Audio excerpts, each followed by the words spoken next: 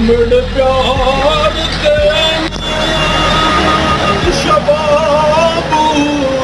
वही यक वक्त पिछा में ढल गए भुले जे दर्द फिराक दे झोले हर पासू बांबड़ बल गए आया यक लख अर्जा समा तू ढे प्यार आज महल गए थी बेबस आसा दफन गया वो